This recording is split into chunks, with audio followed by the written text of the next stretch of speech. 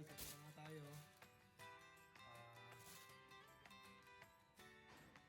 So meron siyang optical, digital out, meron siyang tatlong HDMI.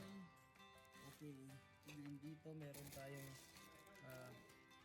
HDMI 1 para sa ARC. So guys, hindi siya 2.1, so wala siyang 2.1 HDMI ports.